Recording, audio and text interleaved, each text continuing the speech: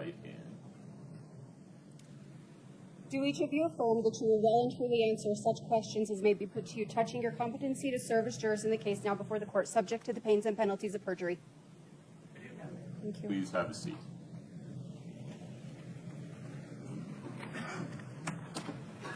All right, good morning. Thank you for your patience. I assure you that we were working while you were waiting. That will happen from time to time. I appreciate your patience. Members of the jury, you have been selected and sworn as the jury in this case. I'll now give you some instructions explaining how the trial will unfold. I'll give you a larger set of instructions at the end of the trial explaining the law. You are required to consider and follow all of the court's instructions.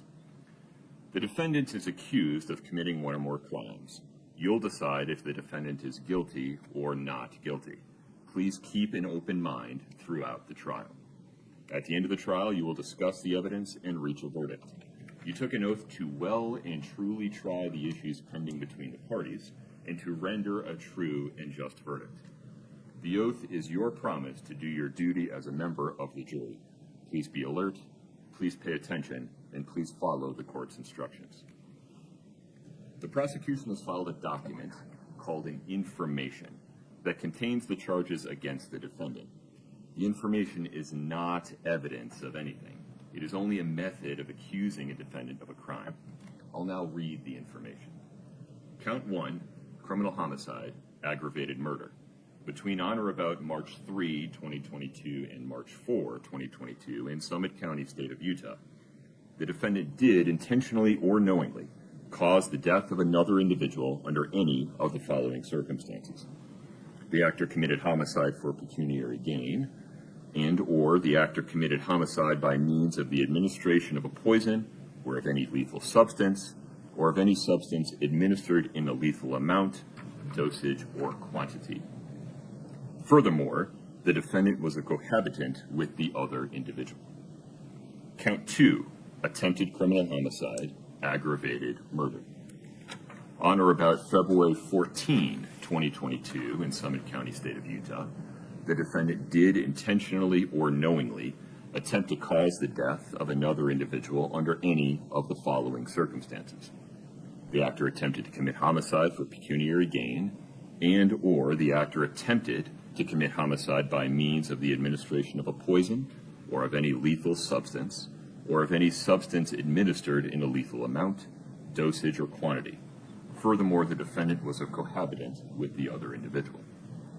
Count 3, insurance fraud.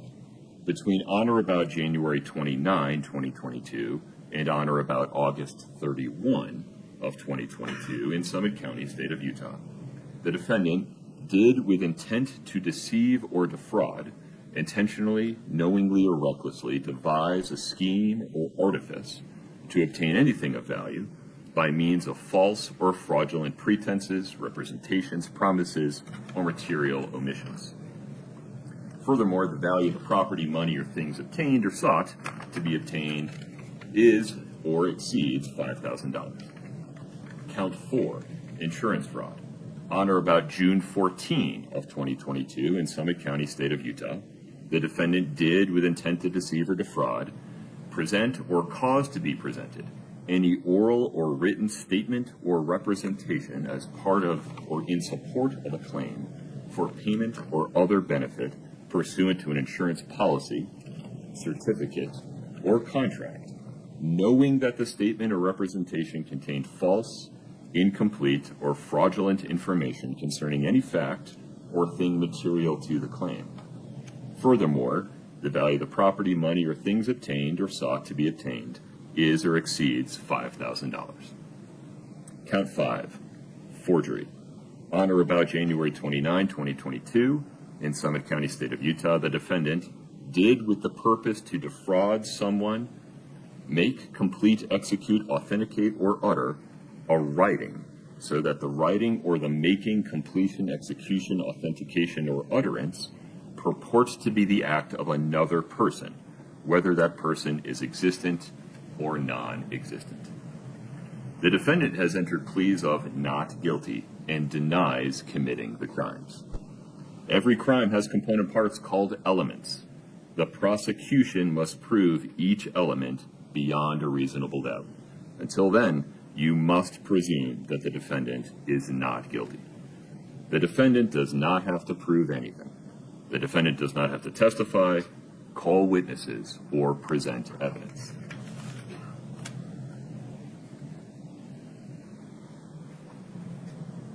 The prosecution has the burden of proving the defendant guilty beyond a reasonable doubt. Some of you may have served as jurors in civil cases where you were told that it is only necessary to prove that a fact is more likely true than not true. In criminal cases, the prosecution's proof must be more powerful than that. It must be beyond a reasonable doubt. Proof beyond a reasonable doubt is proof that leaves you firmly convinced of the defendant's guilt. There are very few things in this world that we know with absolute certainty. And in criminal cases, the law does not require proof that overcomes every possible doubt. If, based on your consideration of the evidence, you are firmly convinced that the defendant is guilty of the crime charged, you must find the defendant guilty. If, on the other hand, you think there is a real possibility that the defendant is not guilty, you must give the defendant the benefit of the doubt and find the defendant not guilty. Remember, the fact that the defendant is charged with a crime is not evidence of guilt. The law presumes that the defendant is not guilty of the crimes charged. This presumption persists unless the prosecution's evidence convinces you beyond a reasonable doubt that the defendant is guilty. Regarding our respective roles, all of us, judge, jury, and lawyers, are officers of the court and have different roles during the trial. As the judge, I'll supervise the trial, decide legal issues, and instruct you on the law.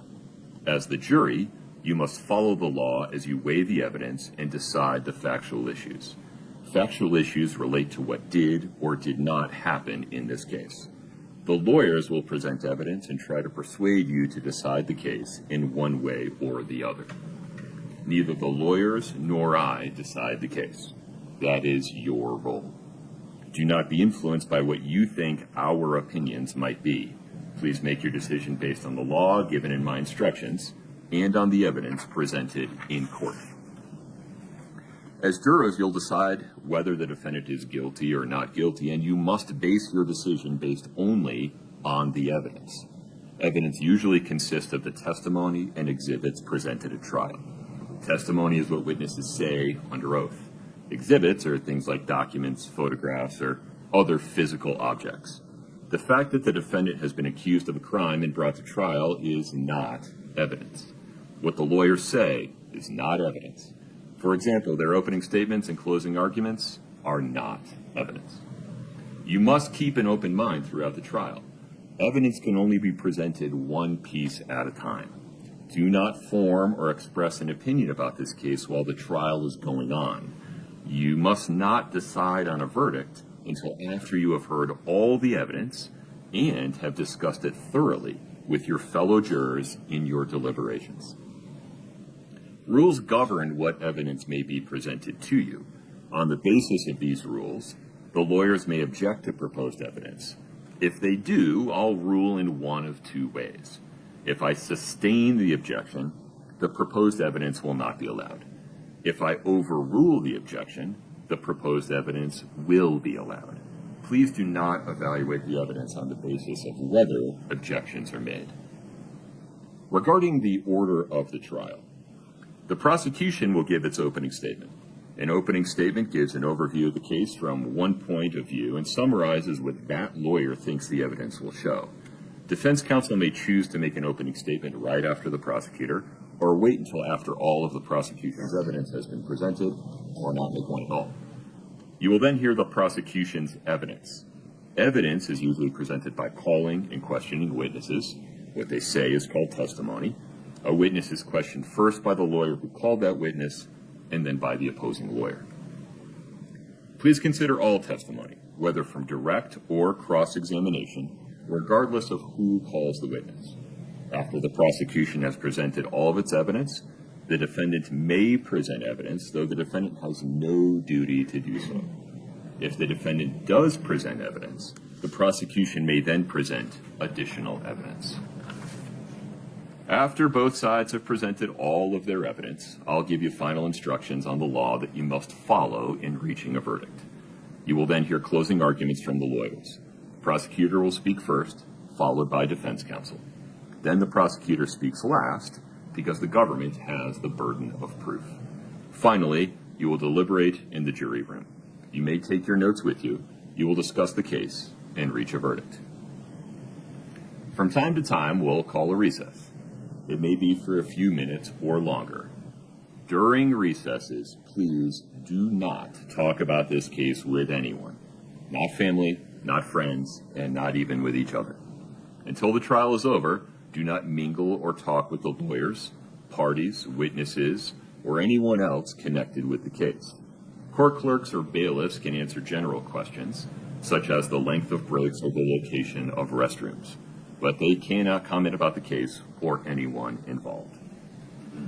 The goal is to avoid the impression that anyone is trying to influence you improperly. So if people involved in the case seem to ignore you outside of court, they're not being rude, they're just following this instruction. Until the trial is over, please do not read or listen to any news reports or other reports about this case. Please don't do any research or visit any locations related to this case. And if you observe anything that seems to violate this instruction, please report it immediately to a clerk or bailiff.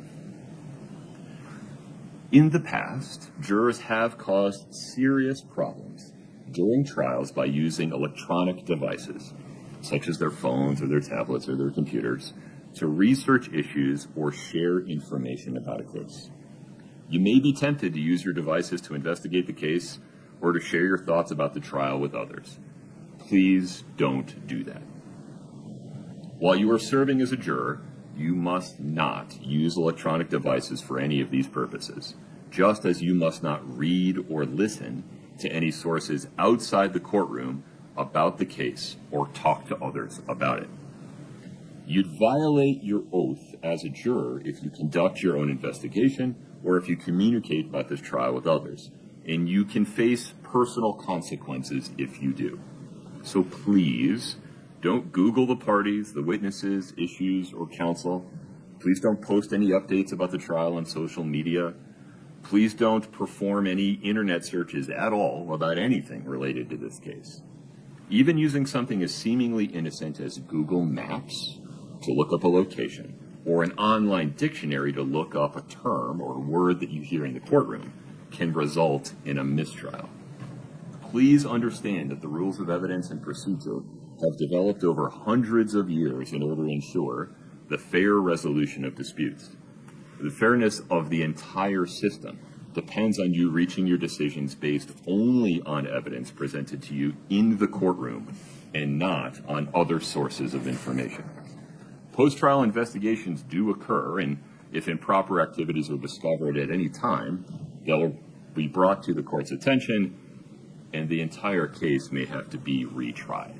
So please, be careful. Regarding note-taking, please remember that we do not have transcripts of trial testimony. So when deliberating at the end of the case, you will need to rely on your memory of each witness's testimony. So please feel free to take notes during the trial to help you remember the evidence, but please don't let your note-taking distract you. Your notes are not evidence in and of themselves, and they may be incomplete. All right, we'll now proceed with opening statements. Mr. Bloodworth, let me make sure you have what you need here.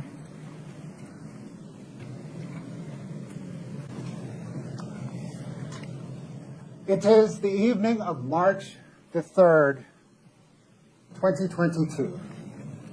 The defendant, Kouri Richins, her husband, Eric Richins, and their 3 children, 9-year-old Carter, 7-year-old Ashton, and 5-year-old Weston, are at their home in Camas.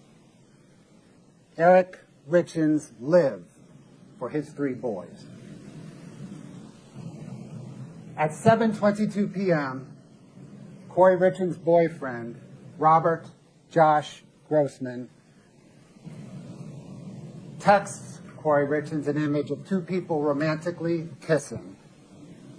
The image is captioned, love you. At 8:36, Kouri Richins replies, love you. The boys go to bed. Kouri Richins makes Eric a drink and takes it to him in their bedroom. He drinks on the bed. She departs the bedroom. Kouri Richins returns to the bedroom at about 3:00 a.m. She feels that Eric is cold. She nudges him. He does not respond. She sees that he is stiff and pale. His mouth is wide open. At 3:06 a.m., Kouri Richins unlocks her cell phone. She travels 243 feet beginning at 3:08 a.m. She unlocks her cell phone again at 3:10, 3:15, and twice at 3:19. At 3:21, Kouri Richins unlocks her cell phone and calls 911.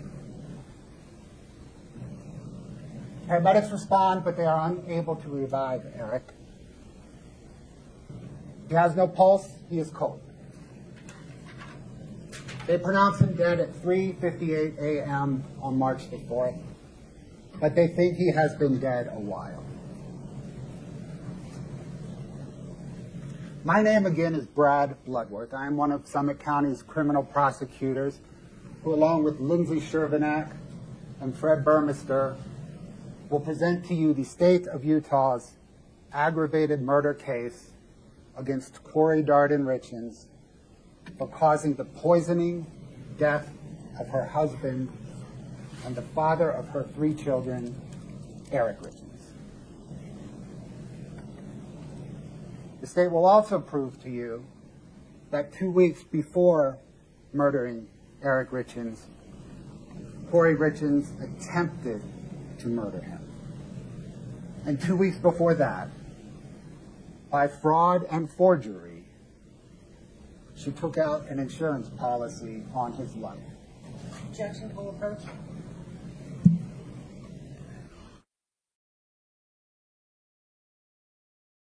Weeks before attempting to murder Eric Richins, Kouri Richins took out an insurance policy by fraud and forgery on Eric's life.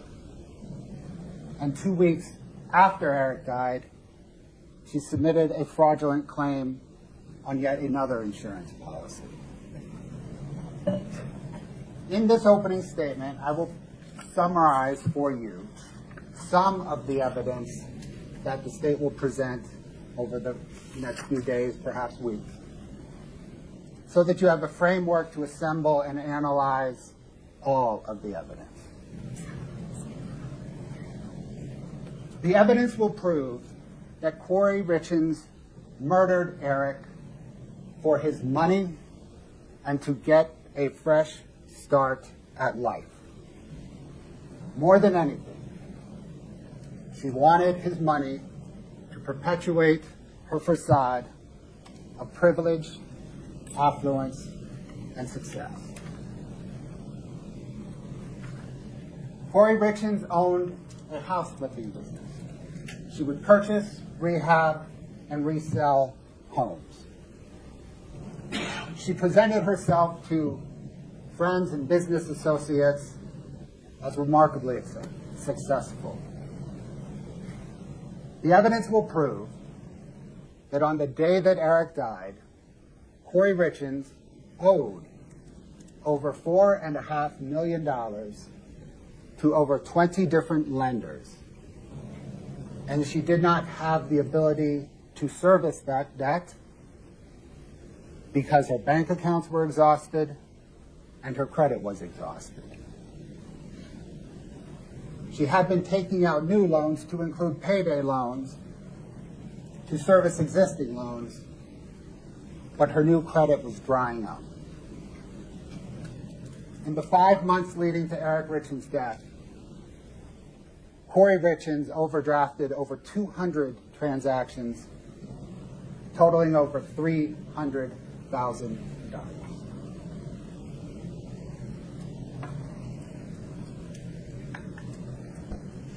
And on the day that Eric died, Kouri Richins was scheduled to close on an unfinished and derelict mansion in Midway, and thus take on an additional $3.2 million in debt.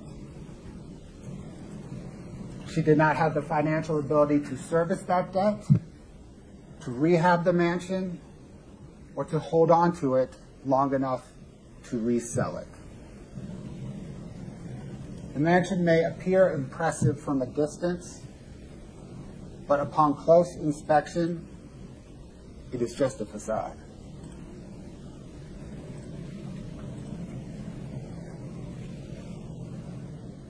On the other hand, on the day that Eric died, his estate was worth over $4 million. And the evidence will prove that Kouri Richins believed she would inherit it all. She believed that she would inherit Eric's $2 million interest in a stonemasonry business, an interest that a prenuptial agreement prevented her from getting any part of if they divorced, but permitted her to get all of if Eric died while they were married. She believed that she would inherit the $1 million or so home that they lived in, but that Eric owned separate and apart from her. And she believed that she would benefit from nearly $2 million in insurance on Eric's life, to include the $100,000 policy that she took out a few weeks before he died. Now, for Kouri Richins' fresh start at life motive. This motive overlaps with her money motive. She needed Eric Richins' money to get her fresh start at life. The evidence will prove that Kouri Richins was chronically unhappy in her marriage. She thought that having children would make her happier, but it did not. She consulted with a divorce attorney in the months leading up to Eric's death. 3 months before Eric's death, Kouri Richins booked a $4,000, 5-night, all-inclusive vacation for her and her boyfriend, Robert Josh Grossman, at the Secrets St. Martin's Resort and Spa in the Caribbean. They were to check in the month after Eric died.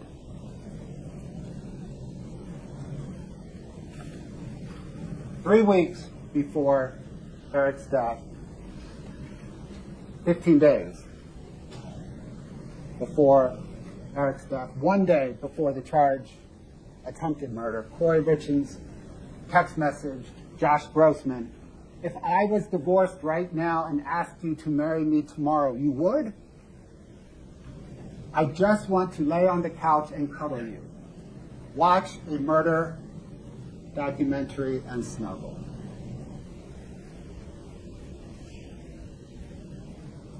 Five days after the charged attempted murder and 11 days before the charged murder, Kouri Richins text messaged Josh Grossman, "Babe, I miss you. I want you today, every day. Not just sexually, but physically, mentally, every day when I wake up. I do want a future together. I do want you. Figure life out together. If he could just go away. And you could just be here.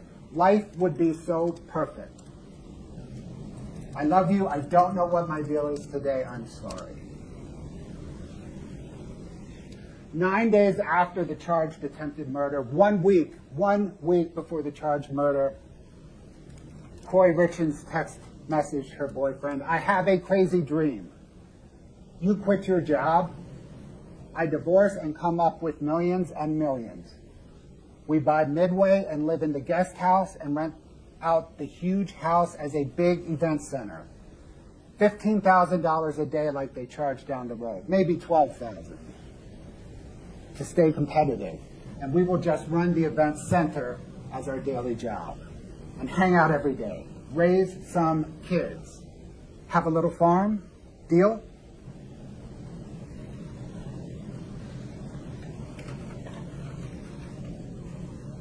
Just over 2 weeks after Eric Richins' death, Kouri Richins text messaged her boyfriend a link to the secret St. Martin's Resort and Spa in the Caribbean and asked, "Are we there yet?"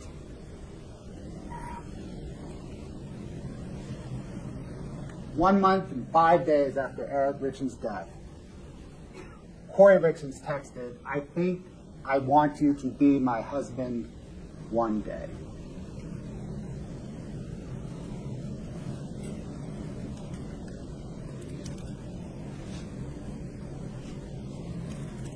Now for the attempted murder charge. Carmen Lauber was a house cleaner who worked for Kouri Richins' aunt's house cleaning company. She cleaned Kouri Richins' house. She knew Kouri Richins for nearly 9 years. Kouri Richins knew that Carmen Lauber had a criminal history involving drugs. The evidence will prove that on February the 11th, 2022, 3 days before the charged attempted murder, Carmen Lauber, at Kouri Richins' request, purchased illicit pills from a street drug dealer who was a friend of a friend.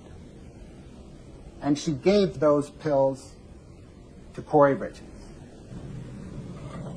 That street dealer's name is Robert Crozier, and he sold Carmen Lauber the pills at a draper in Maverick. 3 days later, on Valentine's Day, Kouri Richins purchased a sandwich from the Mirror Lake Diner and left it for Eric Richins. She then departed Camas and met up with Josh Grossman an hour away. At 11:33 that morning, Eric texted Kouri Richins, "I'm gonna lay down for a bit. If I don't start getting better, I'm gonna head to the hospital soon." Shortly thereafter, all activity on Eric's cell phone ceased for nearly 90 minutes in the middle of a busy workday. Once activity resumed, Eric Richins called his 2 best friends. They sounded to him scared, somber, confused, bewildered. A few days after that, Kouri Richins asked Carmen Lauber if she could get something stronger. The evidence will prove that on February the 26th, 5 or 6 days before Eric's death, Carmen Lauber, again at Kouri Richins' request, purchased pills from the same street dealer at the same Maverick in Draper. And she left those pills at a home that Kouri Richins was just finishing up a rehab on.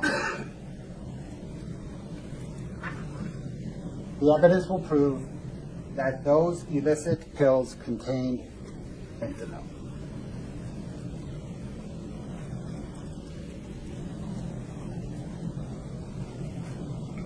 The autopsy and toxicology report shows that Eric Richins died of fentanyl poisoning. He had several times a lethal amount of fentanyl in his blood and more in his stomach. And that extraordinary amount of fentanyl was intentional, not accidental.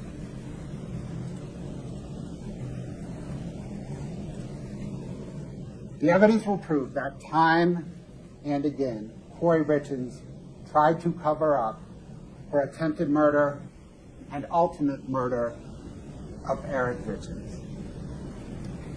When confronted with Eric's reaction on Valentine's Day, Kouri Richins text messaged her friend. It was Valentine's Day, and Eric and I were both working from home that day, and I ordered lunch from Mirror Lake. He never broke out in hives or used an EpiPen. I was fucking with him. Bailey was there too. He said the sandwich hurt his stomach, so he was going to nap. No hives, no EpiPen. Kouri Richins was an hour away from Eric Richins with her boyfriend.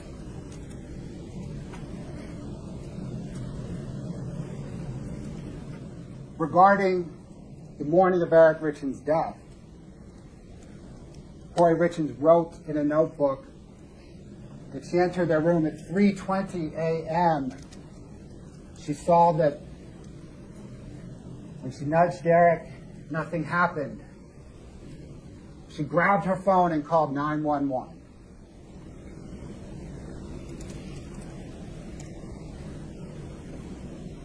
She first grabbed her phone at least 3:06 a.m. and delayed calling 911 at least 15 minutes.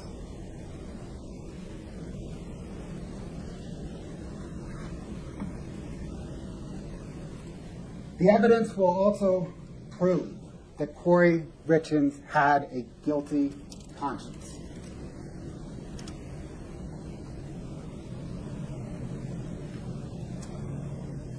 The morning that Eric died, his family came over.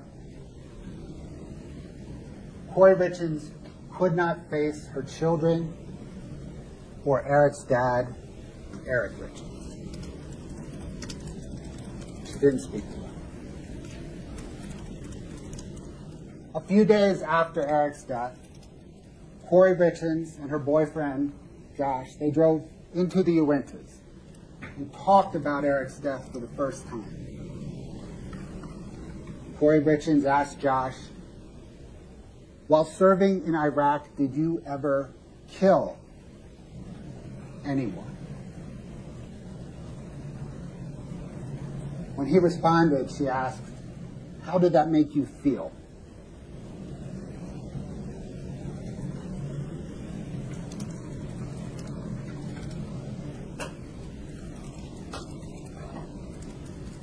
Along the lines of both cover-up and guilty conscience, Kouri Richins' text messages and other data from Kouri Richins' phone for the 2 months leading up to Eric Richins' death and a week or two after have all been deleted. Police seized that phone. She got a new phone. And on that new phone, there were the following internet searches. Can cops uncover deleted messages iPhone? Can you delete everything off an old iPhone without actually having it? Can deleted text messages be retrieved from an iPhone?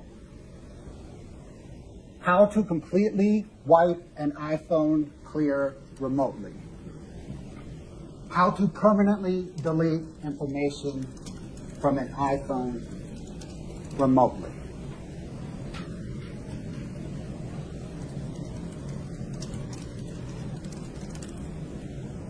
On April the 13th, 2022, about 5 weeks after Eric Richins' death, detectives informed Kouri Richins that the autopsy and toxicology results show that Eric died of fentanyl poisoning. Thereafter, searches on her phone include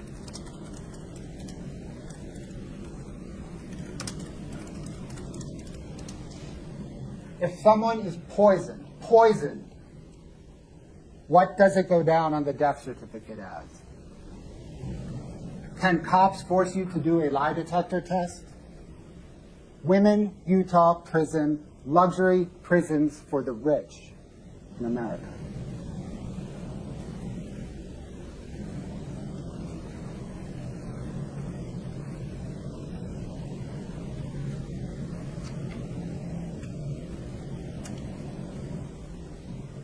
Almost a year after Eric Richins' death,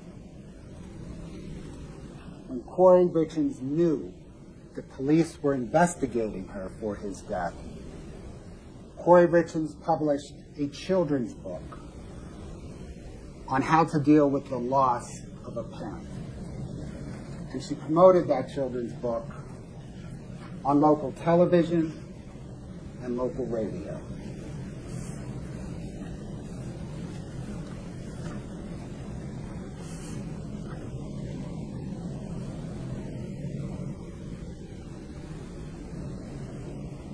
The state will present to you this evidence and more through a series of fact witnesses, expert witnesses, documents, and Kouri Richins' own words. As you evaluate the evidence and you consider it and you weigh it, let me offer 4 recommendations. The first is the evidence will prove that Kouri Richins murdered Eric Richins, but also consider the evidence that proves that Eric Richins did not kill himself or die accidentally. The evidence will prove that Kouri Richins had the means, motive, and opportunity to murder Eric Richins. But please consider the evidence that proves no one else did. Consider the evidence leading up to Eric Richins' death that proves that Kouri Richins murdered him, but also consider the evidence after Eric's death that also proves it. As you evaluate Kouri Richins' conduct, consider the evidence that proves that she richly values and trades on her perceived appearance, affluence, privilege, and success.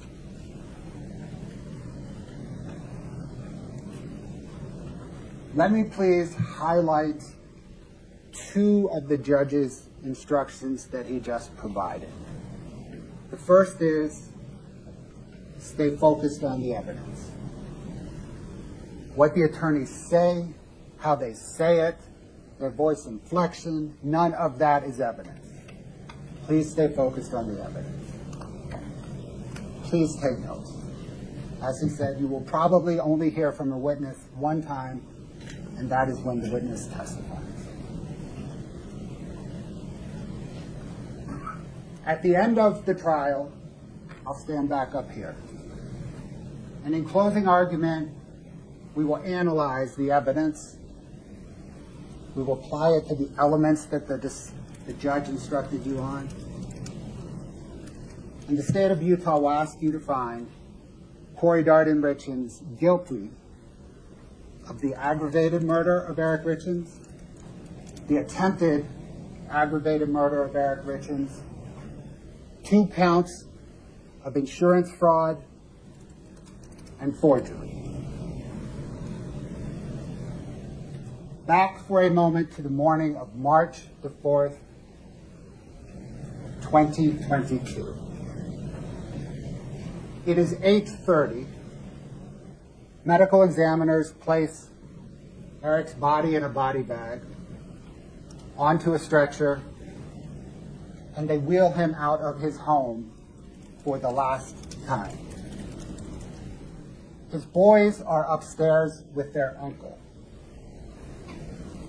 Kouri Richins has not yet told them that Eric is dead, and she won't for a few more hours.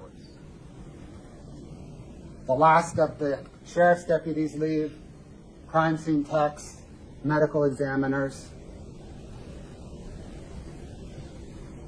And on Kouri Richins' phone, the following 3 images are accessed.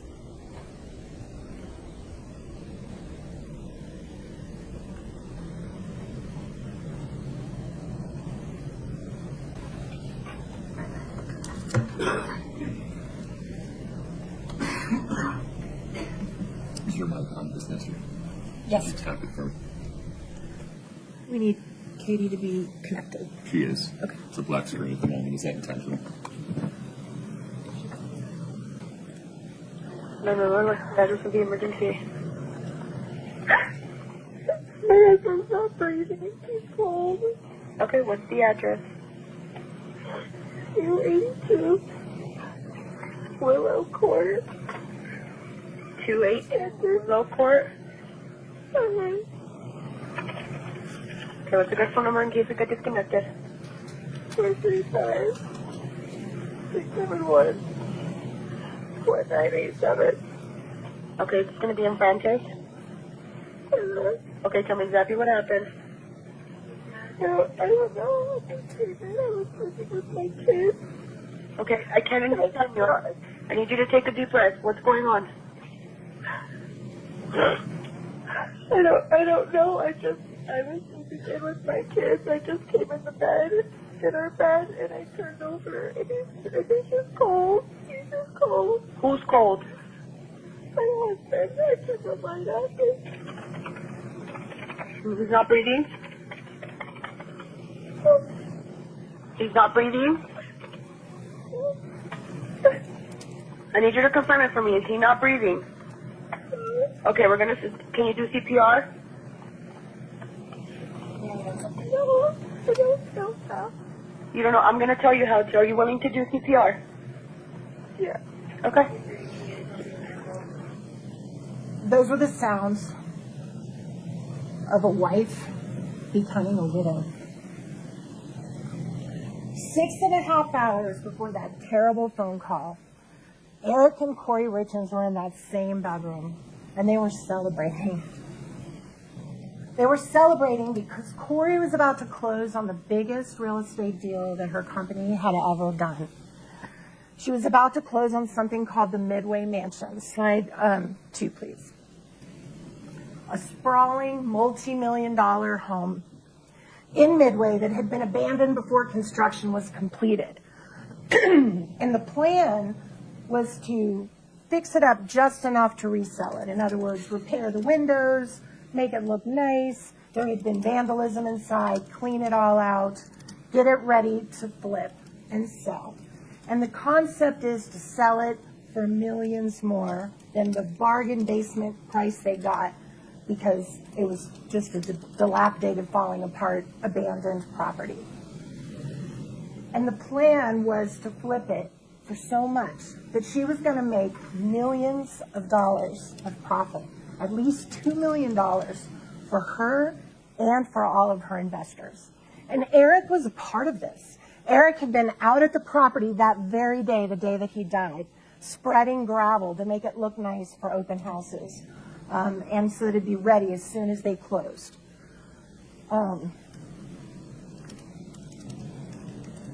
These two had other things to celebrate on March 3rd, besides this big deal that was going to make them a lot of money. One of the things they had to celebrate was that Eric's business was doing great. Can we have slide 3? Eric worked as a stonemason, and you're going to see, this is 2020. This isn't even the year before he died. So his income kept going up and up. But he declared to the IRS that he made over $750,000 that year. That was just in 1 year of what Eric was bringing in to their marriage and their family. They also lived in a beautiful home, slide 4. It was a beautiful home. They got married in that home. That home was half Kouri's. That's how it works in marriage.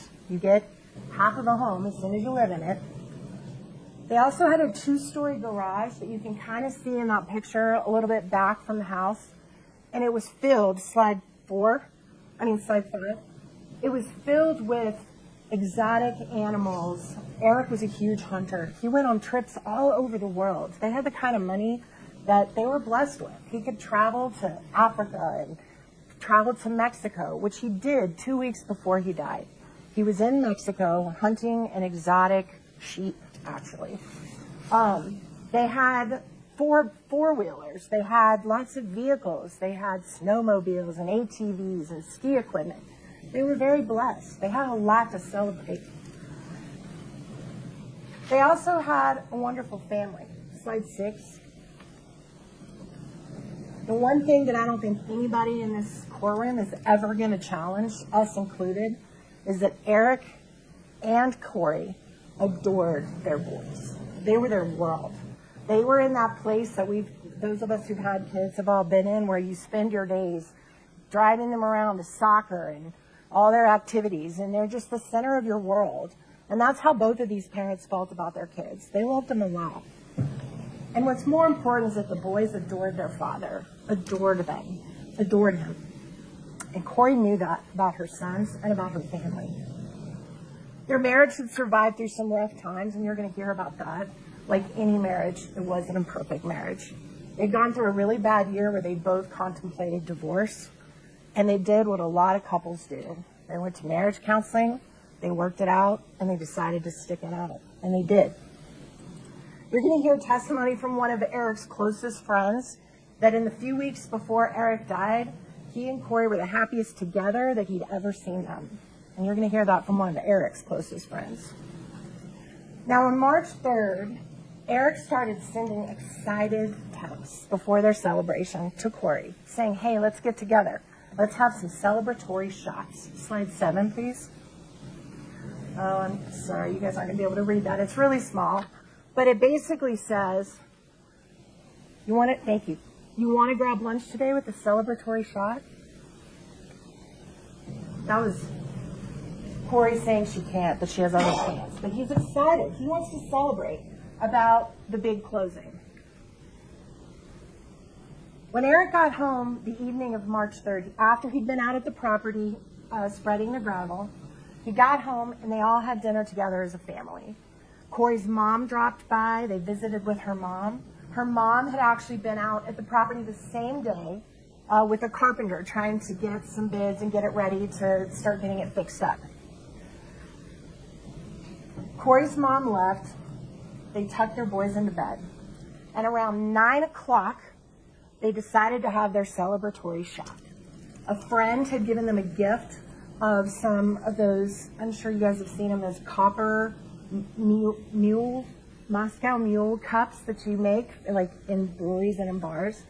And they decided to try out their new cups. So Kouri made what's called a Moscow Mule. And they also had a little shot, which is Eric's idea, of a little lemon drop. They had their drinks. They actually didn't finish them and set the cups in the sink at the house, right there. Around 9:30, they were getting ready to go to bed, and they heard one of the children who suffered from something called night terrors, where they scream out, they have nightmares.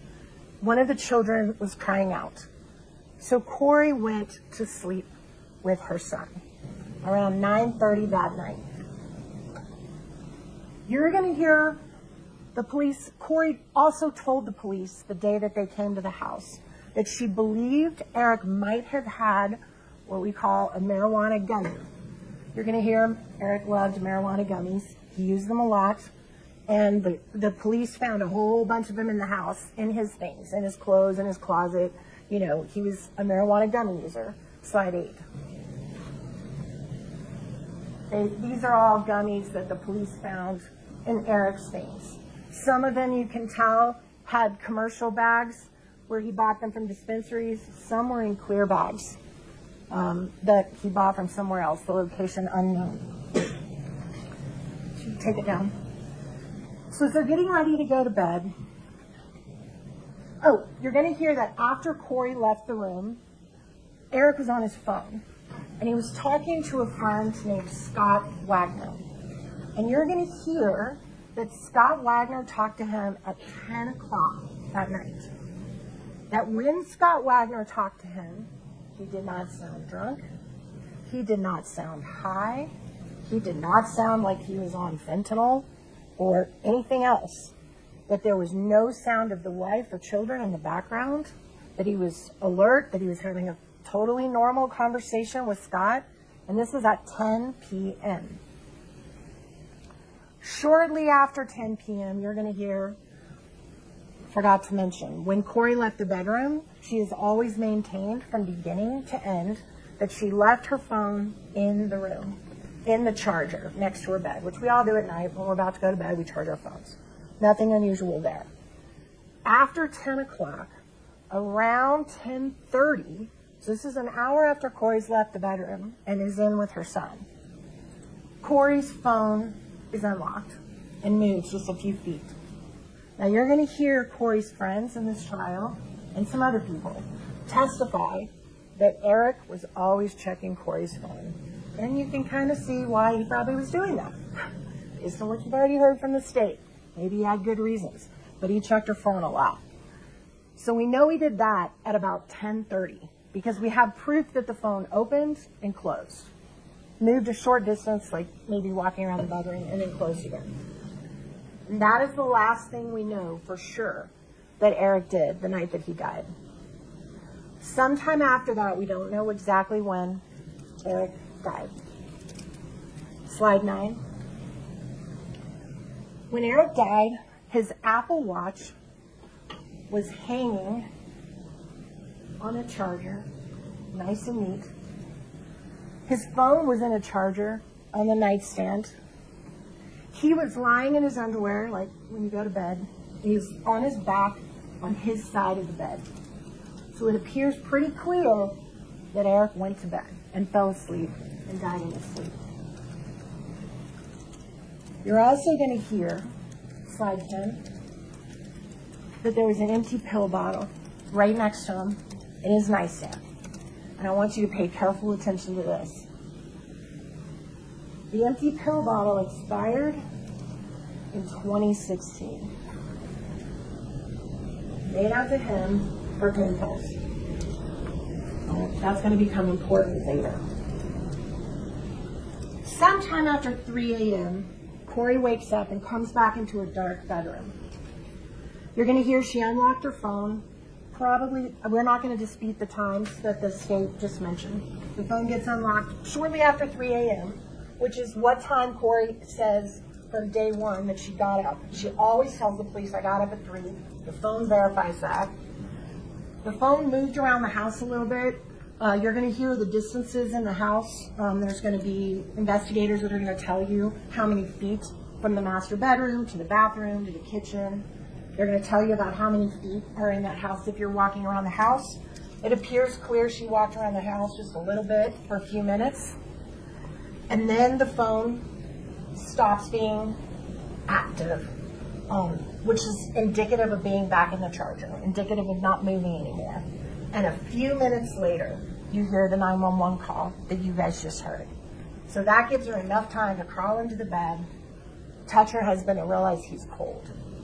Just about 3 minutes, that's all it took. And she picks her phone up, calls 911. You're going to see that the phone records prove all of this. At that time, I believe everyone's going to agree, and I think the state even admitted it in their opening, that's pretty clear he'd been dead for several hours. And you're going to actually see a photo when we pass, our blood pools in the position that we lay in. It's not circulating anymore because our heart's not working. And you're going to see a picture of his back. And you're going to see that the blood he had been dead long enough for the blood to pool on his back because he was laying on his back. So that usually indicates he'd been dead for several hours, and the medical examiner is going to tell you that. So those 6 hours, ladies and gentlemen, between 9 p.m. and 3 a.m., somewhere in that time, Eric Richins died. Somewhere in that time, he ingested a fatal dose of fentanyl. What you will never hear after 4 years of investigation, where as recently as 2 weeks ago, they were back searching that house. After 4 years of investigation and 5 weeks of this trial, you know what you're never going to hear is how that fentanyl got inside of him, because there is zero evidence of that. To this day, slide 11, please, you're going to see that his death certificate, that's the wrong thing, Judy. Just take it down. Sorry about that. That's the wrong thing. His death certificate reads that the manner of his death is still unknown to this day. You're going to hear testimony that a medical examiner has the ability to declare the manner of someone's death. It can be homicide, it can be suicide, it can be accidental overdose, it can be murder, it can be anything. To this day, the medical examiner, the professional that's the head of declaring how people die in the state of Utah, has never been able to determine the manner of Eric Richins' death. Now, you're going to hear first responders and law enforcement tell you that no fentanyl was found in the bedroom the night of his death. But you're also going to hear them that they didn't search for it.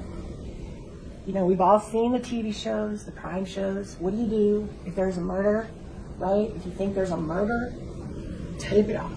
No one gets in or out. It becomes a crime scene. You search everything. You search the closet. You search the bathroom. You search the vehicles. You search the house. You search the office. They didn't do that. All kinds of friends and family, and you're going to see video of all the people that were in the house that day. There was no restrictions on anybody. And guess who was sitting in the scene? The cops. They were sitting there. They were never taken. They were never tested. Nothing. The nanny ended up putting them in the dishwasher the next morning, and they still had fluid in them. You're going to hear the day after Eric died, not day after, day of, they started interviewing Kouri over and over and over again about what happened that night. You're going to hear for yourselves that her explanation of what happened that night has never changed from that call you just listened to. As far as the timing, as far as what happened, never. Law enforcement secretly recorded her phone conversations for over a year after this incident. 2 years later, listening in to her conversations with her family to see if her story about what happened that night ever altered, ever changed. You're going to hear it never changed. You're going to hear that before Eric's body was even taken out of their bedroom, Kouri was told the body was going to a morgue for an autopsy. So within an hour of the cops getting there, she knew there was going to be an autopsy of his body. And what happens when you have an autopsy? You figure out how someone died. That's what doctors do. They test your blood. They test your bodily tissues. So she knew that. But did she tell the police or the medical responders or the EMS, hey guys, you might want to check for fentanyl? My husband used it all the time. Did she do that? Because with one sentence, she could have taken all suspicion off her and made this about a drug overdose. But she didn't. As a matter of fact, she could have staged the whole drug overdose scene with fentanyl pills on his stomach and everything all over the place and say, gosh, you know, I tried to get him in rehab for years and I couldn't. But she didn't. And you know why? Because she told her truth. She told her truth over and over again, and it's exactly what she told that 911 operator that you just heard and you're going to hear over and over in trial. I don't know what happened. Now you're going to hear that Eric Richins' family simply could not accept that. They needed someone or something to blame for losing someone they loved that wasn't Eric himself. And that's totally understandable.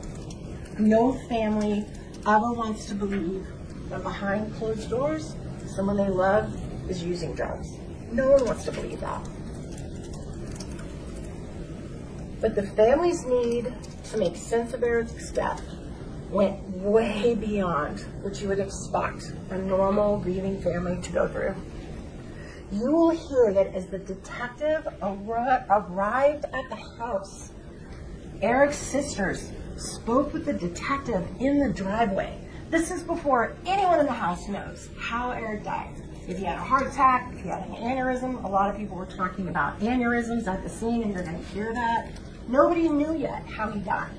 The sisters were telling the police, Kouri probably did this. Kouri probably did this. Day one. His sister Katie tells the police, and you're going to hear her testify about this, that Kouri had recently found out that Eric had put all their assets in a trust, and that Katie was in charge of the trust. She's going to say, I'm in charge, and that Kouri didn't like that. She told that to the police at the scene. So Kouri already knew before Eric ever died that his assets were protected in a trust and didn't automatically come to her if he died, that there were legal things you had to go through. You're going to hear that it didn't stop there. The Richins family hired a private investigator, and you're going to see how much they paid that private investigator, and it's almost $100,000. And they paid that investigator to spend every waking minute digging up as much dirt as he possibly could on Kouri Richins to try to implicate her in Eric's death. Even though the state already had all the evidence from the scene that night that would show what happened in those 6 hours, right? The investigator goes looking for skeletons in the closet. And boy, did he find some. You're going to hear that after an exhaustive private investigation into every single thing about Kouri Richins' life, he uncovered plenty of things that I'm quite sure she's not proud of. She's not a perfect person. She's a flawed person. I would submit we all are. But the prosecutor just turned some of her most intimate, personal. Even though the state already had all the evidence from the scene that night that would show what happened in those 6 hours, right? The investigator goes looking for skeletons in the closet. And boy, did he find some. You're going to hear that after an exhaustive private investigation into every single thing about Kouri Richins' life, he uncovered plenty of things that I'm quite sure she's not proud of. She's not a perfect person. She's a flawed person. I would submit we all are. But the prosecutor just turned some of her most intimate, personal correspondence into entertainment with bubbles and slides. And they're going to continue to assassinate her character throughout this trial, so get ready. The judge has instructed you not to prejudge this case and to wait until you hear all of the evidence before you make up your mind. So let me assure you, no marriage is what it appears on the surface. What happens when we close our bedroom door is very private and is not always known by family or friends. And I think you're going to learn a lot about Kouri and Eric's relationship in this trial, and I would ask you to wait before you go rush to judgment like they have about her sexual morality, her personal decisions, about her marriage, and about her family. The prosecution is going to spend days and weeks telling you all about arguments Kouri's had with her husband in years past. Problems in their marriage, yeah, they had them. Disagreements, infidelities, ups and downs in their marriage, all true. They're also going to tell you all about Kouri's business. They tore it apart. They examined every bank account, every real estate deal she ever did, her taxes, when she made money, when she lost money, if she paid her taxes on time, if she bounced checks, if she borrowed too much, if she didn't borrow enough, if she borrowed wisely, if she was too risky in her business. You're going to hear all of that. None of that has anything to do with those 6 hours, but you're going to sit through it and you're going to listen to all of it. And you're going to hear testimony about her most intimate personal and business affairs going back years before Eric died. The family and the private investigator even became convinced that Kouri had tried to kill Eric before, on Valentine's Day, when he had an allergic reaction to a sandwich, drank some Benadryl, may or may not have taken an EpiPen shot, took a 2-hour nap, and then drove his kids to soccer. That's the evidence you're going to hear about Valentine's Day. You're going to hear that he had discussed with Kouri that he was going to drive the kids to soccer. So they're asking you to believe that she secretly put narcotics in her husband's food right before he's going to drive the 3 things that matter the most to her in the world to soccer. You're going to hear that that this incident wasn't even a blip to Eric. He had a professional allergy doctor that he saw very shortly after this incident. He never even brought this up. He never even talked about it with his doctor. You're going to hear that he laughed about it with one of Kouri's friends who visited shortly after. He thought it was funny.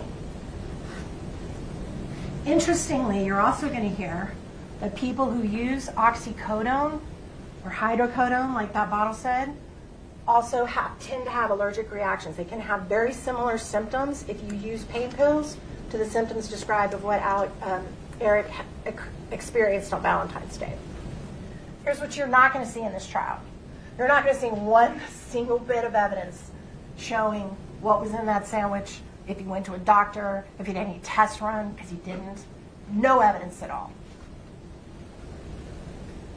Now, the family's investigator regularly updated law enforcement on his investigation. He sent them everything he found. He sent them witnesses to interview. He sent them interviews he did of the witnesses first. You're going to hear this very same private investigator took Eric's computer before the police got it and had it for a long time in his possession, looking through all of Eric's computer. You're also going to hear Eric's family went and hired experts. They hired experts in toxicology, in finances, in handwriting analysis, paid them all a bunch of money. And now those same people that the family hired are going to appear here as witnesses for the state to testify against Kouri. You're going to hear that the family had constant communications with the prosecution team right up until they decided to charge Kouri a year later. Now, as you've already heard from this prosecutor, they're going to spend weeks in this trial trying to convince you that Kouri had reasons to kill her husband, because they can't show you that she did kill her husband.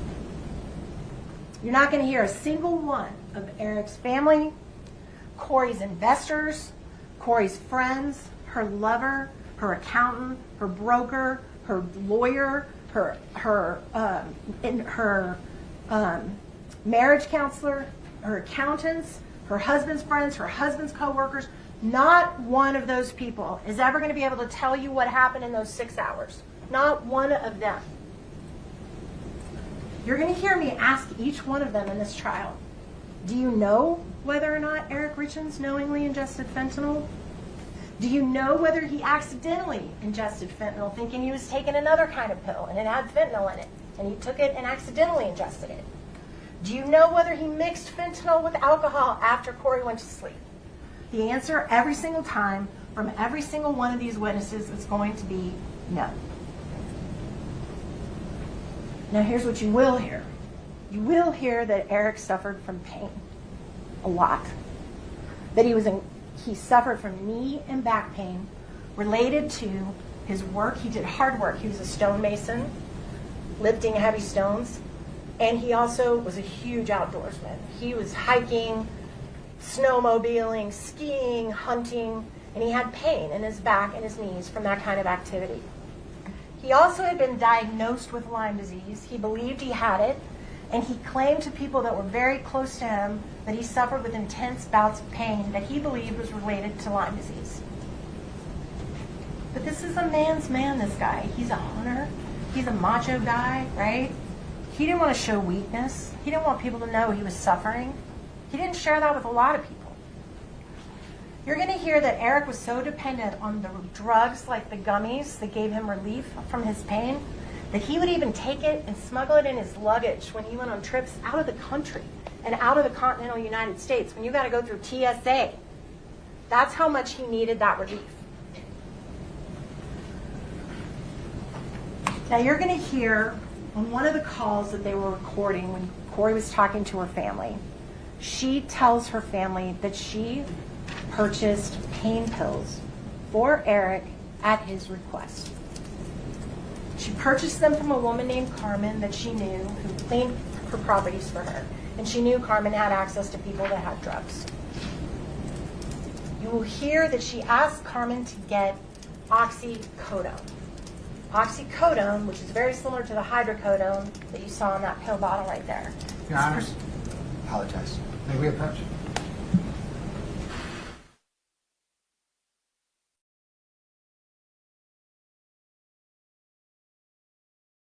happen a lot over the next 5 weeks, so get ready.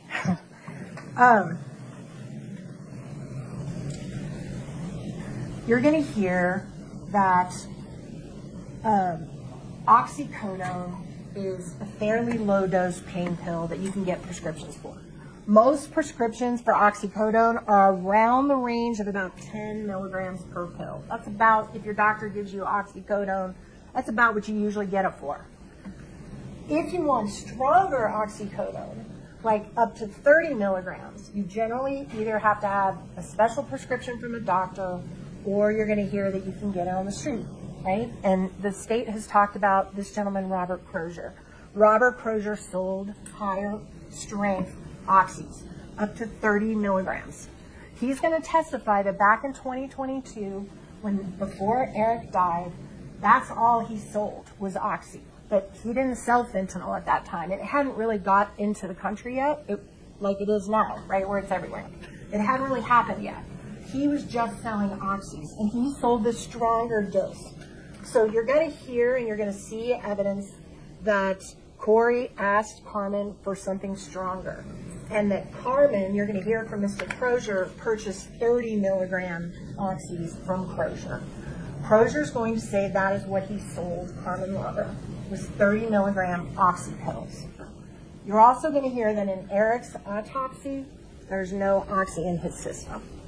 So the pills that were purchased by Carmen Lover could not have been the cause of Eric's death.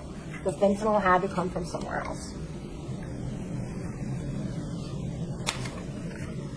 You're going to hear Carmen testify now that Kouri asked her for fentanyl.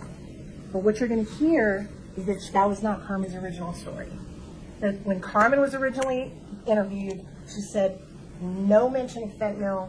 It was all about oxy. There was no fentanyl. Carmen talks like she doesn't even know what fentanyl is, right? Guess when she changes her testimony? She changes her testimony when the police say, hey, you know what? We caught you.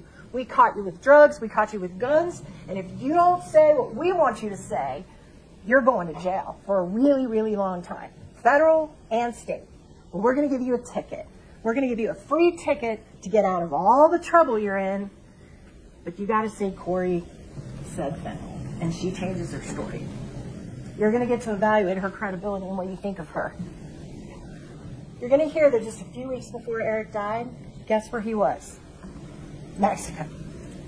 Guess where the fentanyl comes into this country from? Mexico. Now, after you've listened to all the evidence in this case, after you've looked at all the exhibits, you're going to be asked to determine what happened in that 6 hours. Not the 3 years before, not the 2 years before, not the 1 year before. In those 6 hours, you're going to have to decide if Kouri Richins intentionally and knowingly poisoned secretly her husband, ending the life of the father of her kids, knowing that she was going to cause those little boys to feel pain every day for the rest of their life, for the loss of their father, and that she did it for money, and that she did it for money that was less than what she was about to make on one of her own deals. For way less than what Eric Richins would have earned over the next 2 years, 3 years, 4 years. Way less than you knew she was guaranteed to get, because she knew about the existence of the trust. She knew there's no guarantee on the assets or the home, right? Finally, you're going to be asked to determine whether or not the sandwich incident was an attempt to commit a murder. That's going to be an easy one for you. You're going to be asked to whether she lied to the life insurance companies, and I presume the state's going to argue that the lie was that she didn't cause his death, because if you cause someone's death, you can't get the life insurance. So I guess that's what they're saying the fraud is. And then there's a little flyer that she got in the mail, that we've all gotten in the mail, that if you're a credit union member, about once or twice a year, you get this little thing in the mail that says, hey, we'll give you $100,000 free life insurance. Just sign here because we are so glad you're our credit union member. And so she signed that a little while before Eric died for $100,000. $100,000. Eric Richins made that in 2 months, right? 3 months. And they're saying she forged his name on that little flyer when she mailed it in.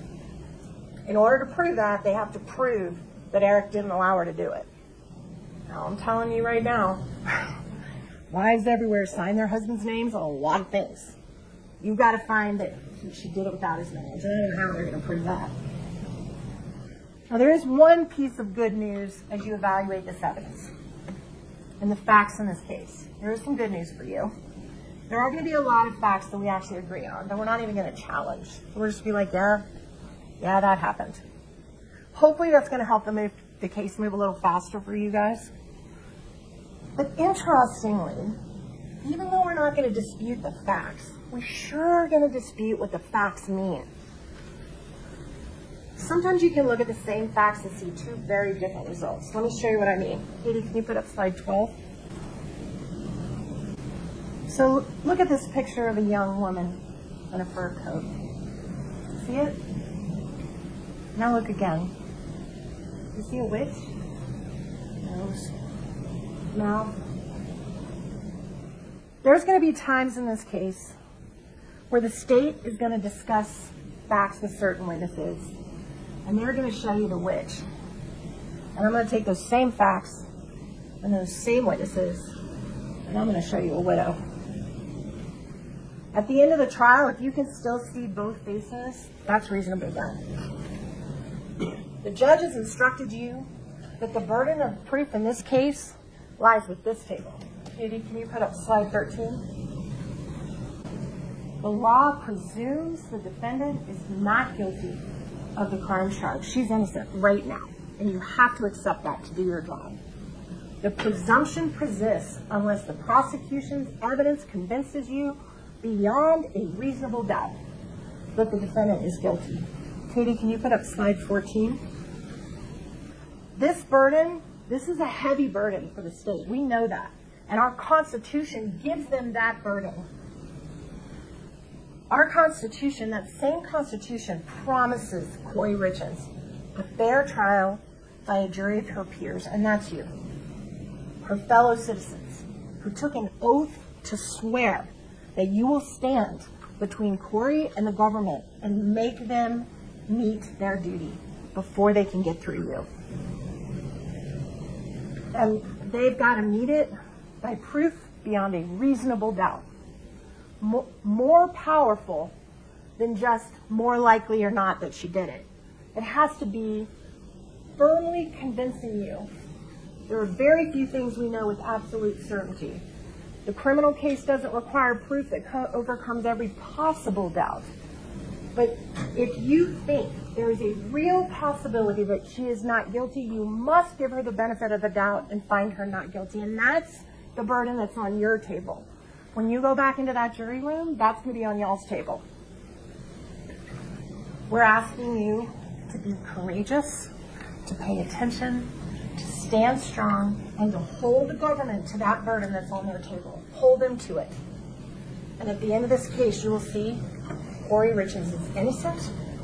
She is counting on you to do your job. And the only proper verdict to return in this case, which we are going to ask you to return at the end of this case, is to find her not guilty on all charges.